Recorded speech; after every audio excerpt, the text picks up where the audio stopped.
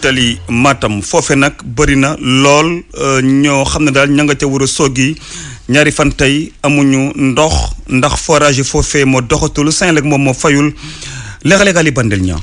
jafe-jafe yu metti ñeel na askan wi yeewu ci dëkk bi di Ourossogui ñaari fan a ngi nii pepp ndox amatul ci biir dëkk ba nde forage yi dañoo taxaw la ko waral nag ci ay gestu mu di ay facture yi ñu fayul Senelec mi nga xam ni ay agent am dañoo ñëw kon couper courant bi mu xewee ci tàmbalum tàngoor bi nga xam ni température yi sax dañuy dépasser fukki degré ak ñeent yi Ibrahima Ba ñu gën ko xam ci TP benn ci ndaw dëkk bi la. même bu ñu yoraloon Senelec 1 milliard société d'état la ñun ay sénégalais lañu dañoo war a respecter nit ñi nguur gi moo ñu war a may ndox facture 40 millions état du Sénégal mën na ko éponger Senelec warul taxaw ñëw bloqué forage Ourossogui yëpp dindi compteur yi yóbbu ko population yi di wër à gauche à droite di wër ndox loolu du dëgg du yoon ñu ngi koy ñaawlu te dinañu porter plainte contre la Senelec et contre l'état du Sénégal population bi sonn na depuis démb 45 degrés à l'ombre ñun dinañu jël suñuy matuwaay bu nguur gi waxul ak Senelec ba ñu reculer rétablir courant bi lu gën a gaaw ñun tamit dinañuy génn bu dee taxaw ci mbedd yi dinañu taxaw ci mbedd yi Ourossogui di dëkk boo xam ni ay Copifort ay Exifort mën na ko gérer. waa Senelec nag li ñuy toppee ñi yore Ourossogui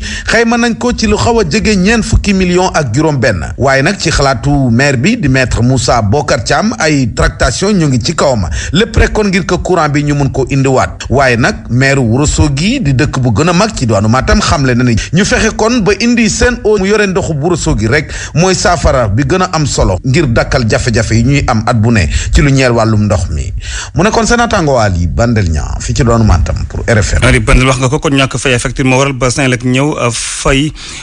coupé yooyu les forages naka noonu Notto Diobass ca département bu Thiès bëri na ay gox yoo xam ne mar la ñu def amuñu ndox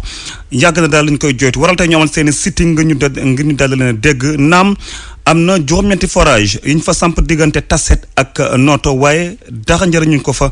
Cheikh Anta Diop ci ay leeral. Kéwu dañoo mar gisuñu benn ndox loolee la ñu gis ñu naatal ko ci ay pancarte te ab dëkk boo xamante ni mi ngi ci Notto Diobass dëkk yi nga xamante ne ñoom ñoo ko wër daanaka nee nañ am ñàkkam ndox mu tar moom moo fi am. muy jafe-jafe ndox mi nekk ci Diobass. ndéem nag am na ay forage yoo xamante ni ci dëkk bii lañ ko samp waaye tuyau yi da leen di romb jubali ci yeneen i dëkk ngir jox leen ndox ñoom nag askan wi yeewoo fii nee nañ loolee mën nu koo muñ Pape Saliou Mbaye moom moo yor seen kàddu. juróom benn forage a ngi fii ci côté bi ci arrondissement Notto la bokk muy Tasset di yóbbu ndox ba Ndiosmone Palmarin les îles du Saloum depuis loolu tamit nit ñaa ngi jàkkonteeg ndox ñu yokk ci juróom-ñeenti forage yi boobu ba léegi mënuñu branche 30 000 mètres cubes par jour lay yóbbu ba Dakar ak ci Petite Côte yi je pense que loolu gàcce mënu ko weesu askan buy demee xam-xam ak teyaange soo ñëwee Diobass fi nga koy fekk kon la jeunesse de Diobass ils sont disciplinés. askanu Kéwu ñiy féete fii ci Notto Diobass nee nañ fëgg nañ buntu yi ba tàyyi ci kilifa yi waaye du kenn ku ci indi tontu. tey liñ fi dajale nag dañuy joxoñ attirer attention ki nga xam ne si mooy le chef de l'État di njiitum réew mi muy le président de la République Macky Sall mais du ñu yem foofu dañuy joxoñ baaraam tamit di alerter ki nga xam ne si mooy jaraafu commune Notto Diobass muy monsieur Aliou Sarr parce que dañuy dégg ci kàddoom mu naan Diobass ndox maa ngay walangaan or que c'est tout à fait le contraire. loolee tax nag ñoom daanaka dëkk-dëkkaan yi wër Notto Diobass ñoom ñëpp nag booloo nañu nekkaw say nee nañ de xeex bi dañu koy wëyal ba keroog dëkk bii di Notto Diobass di am ndox. RFM Thiès Cheikh Anta Diop. RFM rajo askan wi. ñu waxtaanee kuréel bu ëmb ñi ami laago ci Sénégal ñoom nag li ñu ngi au gouvernement bi mu dugal leen ci pôle emploi yi maanaam lu jëm daal ci liggéey wala xëy bi ñu utal ñii di ndaw ñi ñu nag jàpp ne nguur gi war na créer yooyu les emploi ngir jàppale leen ñoom seen bopp ñu mun cee jot ñu sax bëgg ñu dugal leen ci 100 000 logements yi ñu waxtaanee di ay logements sociaux ñu tam bëgg nguur gi dugal leen ci conseil présidentiel jëm ci emploi bu ñu jagleel ñii di ndaw ñu waram ñaar fukki fan ak ñaar ci weeru avril bi ñu ne Ibrahima Diamé. mbootaay bi ëmb woylaago yi fii ci Sénégal nag mu ngi xaar bu baax a baax wàllam ci li nga xamante ni moom moo di pôle emploi bi njiitu réew mi tudd waral ñu amal janook taskatu xibaar yi ngir fàttali ne nag ñoom handicapé yi am na seen biir ay diplômé yu bëri bëri ak ñu nga xamante ne am nañ seen métier ba noppi li ñuy xaar nag moo di ne ñu sóoraale bu baax a baax ñi di woylaago yi ba ñu mën ci am accès ni mu waree Moussa Thiaré moom mooy secrétaire général fédération bi. pôle yooyee nag dafay am ay tàggat te xam nga ñun ni mbir yi demee booy tàggatu léeg-léeg dafay laaj bërëb bi ngay tàggatoo nga mën faa àgg waaye jumtukaay yi ñuy tàggatoo aussi nga mun ko jëfandikoo loolu moo tax ñu ne nañu bàyyi aspect inclusif bi nañu bàyyi aspect accessibilité bi bu ñu waxee accessibilité nag du bâtiment bi kese accessibilité au sens large la ñu wax kon nañ ci bàyyi xel ndax ci waylaago yi ñii am jafe-jafe dox a ngi ci silmaxa yaa ngi ci ñi dul dégg a ngi ci puune yaa ngi ci ñeneen a ngi ci. ba tey lu jëm ci wàllu wutum saafara di xëyu ndaw yi président de la république tuddoon conseil présidentiel ngir xëyum ndaw yi ci loolu de itam handicapé yi di yëglu ngir ñu boole leen ci bu baax a baax. buñ dee woote loo xam ne réew mi yëpp a ko bokk ñoom ndaw handicapé yi dañ cee bokk kon nañ leen ci boole ñun loolu la ñu wax dañ ne ndaw handicapé yi bokk ci délégation yi dem dajeek njiitu réew mi ci conseil boobu. lu jëm ci logements sociaux yuñ fi tuddoon mu dem ci téeméeri junni way laa koy jàpp ne kenn gënu leen ko yellool ñuy woo nguur gi tamit mu bañ leen di fàtte ndax jàpp nañ ne ñoom ñooy priorité. Ibrahima Diame Kaolack rajo Futurs Médias. ñeenti téeméer ak juróom fukk ci ay milliards ci suñu koppar ci war a dugal maanaam ngir ndaw ñi am xëy coordinatrice plateforme Jeune Force Conviction ak benn responsable politique bu bokk ci parti au pouvoir ñoom seen xel da ca tey ci loolu daal di doon réussite Mame Diarra Diouf ne daal tànk agence yi ñu dénk yenn yi ngir ñu jëlee fi lii di ñàkk xëy te tànk ñoom seen bopp duñu booloo liggéey loolee du njariñ dara tey la ko wax yooyu les kàddu foofu ca Parcelles Assainies Oumar Mbaw dafay jar ñu agir encore et mieux. ci gis-gisu coordinatrice plateforme Jeune Conviction jëlee fi ñàkkum xëy ndaw ñi ci booloo ay agence yu bari yu fi nekk ñeel emploi ndaw ñi la war a tàmbale. liggéey ensemble main dans la main. harmonisation mënta ñàkk parce que li ñu naan service public d'emploi au Sénégal agence nationale pour la promotion de l'emploi des jeunes moo ko gàddu comme moo ko téye moo ko gàddu service connexe yi ànd ak moom yëpp muy direction de l'emploi muy l'ADP muy yeneen ak yeneen il faut ñu xool lu ñu lëkkaloo bi pour jéem a harmoniser suñu système d'intervention ba tax bu ñuy dem ci ndaw ji wala ndaw bi buy ñëw ci ñun ñu koy wax benn méthode boo xam ne bu fa jaaree am nañ yaakaar ne que day am xëy ndax am na lu direction de l'emploi def ANPEJ def ko am na direction de l'emploi def ADP mi def ko am na direction de l'emploi def peut-être ANPEJ ni bi def ak FONGIP def ko kon lëkkaloo dafay war parce que sur yooyu yëpp ma si nii ku ci ne am nga njëriñ ku ci ne ca la nga nekk am na lu nga dégg te yaa ngi koy doxal mais boole bi dafa war. Mame Diarra Diouf jàpp ne bari waaye yooyu la structuré ñeel xëyu ndaw ñi day tax léeg-léeg ñu réer. on a l'impression que président deful dara wala liggéey bi ñuy liggéey du feeñ ndax ku nekk day demal jéem a demal xam foofu damay woote acteurs yi parce que ndaw boo xam ne que da ngay ñëw pour bëgg a xëy boo demee ci bërëb bi ñu wax la lii bërëb bee ñu wax la lee bërëb bi ñu wax la leneen loolu day indi jiixi jaaxa ci ndaw bi. responsable parti pouvoir di APR ca Parcelles Assainies di woo FONGIP ak ADPME ngir ñu dem fekki agence nationale pour la promotion des jeunes di ANPEJ ndaxte moom gis na ne loolu rek mooy tax mbébét njiitu réew mi daal di sotti ak itam amal xëyu ndaw ñi gën a bar. RFM Parcelles Assainies Omar Mbow. président conseil communal bu jeunesse ca Gaaya ca département bu Dagana dal na bu baax a baax ci kaw responsable politique ya foofee moom it di As Malick Diop dafa gis ne daal yooyu les acteurs duñ fa ñëw lu dul su campagne électorale yegsee ngir wut fa ay carte ndax li soxal askan wi foofee seen yoon newu ci la wax As Malick Diop ak Mamadou Diagne. leader yi ñu fi am yi jàppale wuñ ñu ku ci nekk yaa ngi fekk nekk sa kër sa Dakar tabax sa kër gérer say affaires personnelles ñu fi nekk ñu di sonna chaque campagne ñu ñëw jox leen 5000 francs benn t-shirt ñu voté leen après mu jeex ku ne dem si yoon maire bi du nga ko wax ni que na xam lan mooy priorité mooy mu jàppale ndaw ñi loolu mooy priorité bi gars yi c'est une zone industrielle transformation patate bi am na fii nii mais amuñu usine bu ko transformé diviser jeunesse bi boo gisee jeunesse bi dafa divisé wu gis ngeen dégg ngeen reporter yi wax que ni jeunesse gars yi dafa divisé wu lu moo ko divisé politique parce que moom moo fi mujj yow moom moo divisé jeunesse bi loolu ñu ngi ko wax ne fii ñun fii ñëpp ay doomaanu gars yi la ñu seen yaay fi la dëkk seen baay fi la dëkk moom xëy na genn wala moo fi bokk fal nu ko maire mais nañ mu toppatoo askan bi sinon nun ay bañkat lañu duñuy bañ man nun de mënul si nun yota lu ko jaral nun ko ba gaay développé parce que buy metti moom du ko yëg mi ngi Dakar nun noo fi dëkk bu metti bi dee am nun noo koy sentir moom du ko sentir wala dëggal wala du dëgg kon donc Abdou Khadan Ndiaye ñëwal nga dimbale sa jeunesse même bu dee 10 personnes la ñëwal nga dimbale sa 10 personnes yooyu parce que 10 personnes yooyu ñoo la sànni loon ba nga toog loolu mooy sunu objectif tey président de la république tamit ñoo ngi lay ñaan sa ay militant lañu kon na ci yow di la jàppale kon bàyyi nu xel nga gëstu jeunesse su gaay élection bu nekk ñu dugal suñu loxo ñii fexe ba nga gagné 65% ñii 75% kon bëgg nañu nga jàppale leen. juróom-ñeent waxtu fegg na fukki simili ak ñaar fii ci RFM. pour man RFM mooy rajo bi gën a jege askan wi. RFM rajo bi jaamu seen soxla. lu ëpp ñaar fukki tonnes ci ay produits yoo xam ne kenn waxatu leen a jëfandikoo la ñu daal di taal tey jilee foofee ca département bu Dagana ci teewaayu préfet ba mu amee nag ca décharge foofu ñuy wax Daaru Salaam lu toll nag ci maanaam bu ñu ko xayma toll nañ ci juróom-ñetti téeméeri million suñuy koppar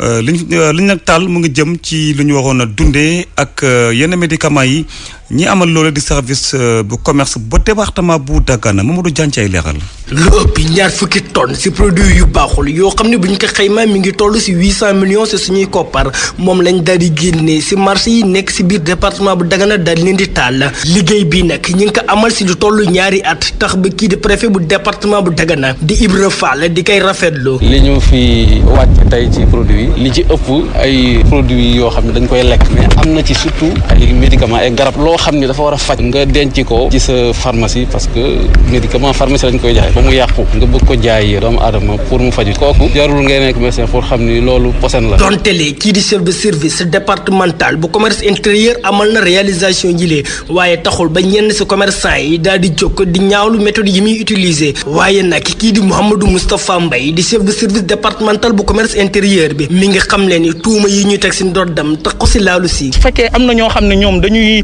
ñaxtu wala ni may liggéeyee dama leen di ñaan ñu rapprocher du service man am naa kilifa préfet mooy sama kilifa au niveau régional am naa kilifa mun nañ dem rapprocher wu foofu mais xëy suba jël télé wala jël rajo di nget ci nit tudd ci turam te kooku am mbokk am ay njaboot defe naa loolu du lu rafet. non awma lu ma ciy tontu par rapport à ça su ma amee lu ma ciy tontu ñi ma ciy tontu nañu ñëw toog ñu waxtaan ci ak man mais quant à xëy suba jël rajo wax ko je pense que c'est pas responsable xawma sax ndax organisation yooyu c'est reconnu par le gouverneur ou par le préfet. lakku produit yi lee ñi ngi ko amal ci décharge bu Daaru Salaam mu nekkoon ab occasion ci préfet bu département bu Dagana muy sàkku ci commerçant yi ñu daal di xoolaat seen doxalin ba conformé wu ci loi ak règlement yu Sénégal. Mamadou Diagne fii ci Dagana ngir rajo Futur Média. naka noonu lu toll ci fanweeri tonne ak juróom ci produit yoo xam ne daal dañ koo xayma ci fukki millions ak juróom-ñaar ci suñuy koppar lañu daal di teg loxo ci benn at li ñu ko amal di sous brigade de l'hygiène bu Rufisque kii ko nag jiit wala sax chef bu brigade régionale bu hygiène bu Ndakaaru nag fekkee woon na yëf ya muy nag artu ñii di jaaykat yi Abdou Diouf Diagne. xeex jàngoro ji di coronavirus nekkul rek liggéey bi nga xam ne service d'hygiène moom la doon amal major Mamadou Thiam Faye ak ay naataangoom nag ñu ngi doon bàyyi xel bu baax a baax produit yi nga xam ne askan wi dañu koy jëfandikoo lépp fanweer ak juróomi tonne produit yoo xam ne baaxul daal dinañu koy jàpp. meew moo ci gën a bari ay moutarde ay tomate jàpp sax ay produits pharmaceutiques ay beurre lépp jàpp na loo xam ne mu ngi ciy jaay ci bitig yëpp jàpp nañ ko te yooyu ñu ngi ko jàpp ci département bi yëpp te département bi dañ ko diviser en 5 secteurs li ñu jàpp ci produit mu ngi nekk 35 tonnes 500 ñu estimé ko ci valeur 17 millions. ñëwoon fekkee nag bi ñuy amal présentation bilan bi kii nga xam ne mooy chef brigade régionale d'hygiène bu Dakar di artu nag jaaykat yi rawatina nag ci jamono ji nga xam ne ñu ngi waajal weeru koor wi. koor moo waroon a doon sax weer wi nga xam ne ci leen war a consommer lu gën a néew waaye mooy weer wi ni gën a consommer te loolu dañuy gis ne produit yooyu bu fekkee te ne population yi defuñu attention di ko vérifier comme il faut mën nañoo jënd produit yoo xam ne mën na leen indi ay ngaañ waaye nag ñi nga xam ne ñooy jaay produit yooyu ne service d'hygiène moom mi ngi fi te du teggi tànkam jamais ci liggéey bu am solo bi moom nga xam ne moom la def. seenub lim toll ci juróomi téeméer ci biir réew mi yépp major Mamadou Thiam Faye nag di sàkku ci état bu Sénégal mu daal di ubbi concours bi nga xam ne nag moo ñeel waa service d'hygiène bu ko defee ndaw ñi mën leen a wuutu. ñu ngi koy ñaan di ko ñaanaat mu dimbal ñu ak ministre de la santé Abdoulaye Diouf Sarr mu ubbi concours yi pour xale yi dem école pour ñu mën a dellusiwaat jël relève bi jël matériel bi nga xam moo fi nekk def entretien bi. RFM Rufisque Abdou Diouf Diagne. lu jëm ba tey ci wàllu li ñu dundee dëwlin dafa daal di yokk bu baax a baax jaaxal bu baax a baax tamit foofee ca Touba moo xam ñi ko jëfandikoo wala sax jaaykat yi reportage Mariama Diop.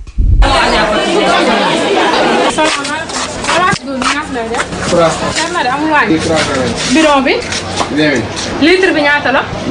njëgub diw bi di gën di yokk bis bu yàlla sàkk dem bay bëgg a laal ñaareelu yoon liñ ko daan tàmb di jëndee lu ni mel jaaxal loolu waaye jëfandikoo yi. bi nag ma jënd ñeenti junni laa ko jëndee maa ngi ko juróom fukk. te ñaata nga daan jëndee. ñett junni maa ngi ko téeméer. seer na nit ñaa ngi bëgg a dee. yokk bi xanaa pari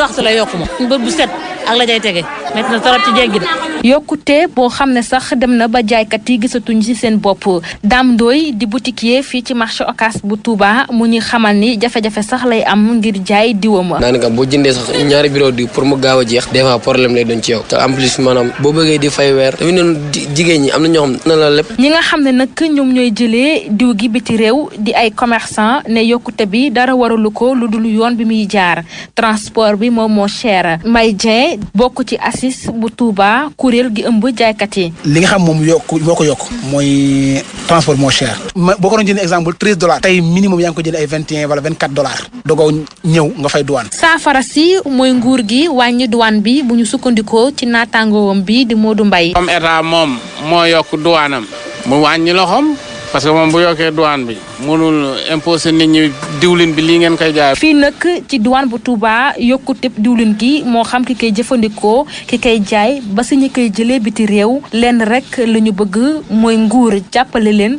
ba ñu mën cee gis seen bopp Mahema Diop fii ci Touba RFM.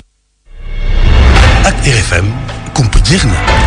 ñeenti téeméer ak ñeent fukk ak juróom-benn ci ay ñi am seen i baccalauréat dem tey ci àllarba bile UFR bu Fatick ak bu université bu Sine Saloum waaye nag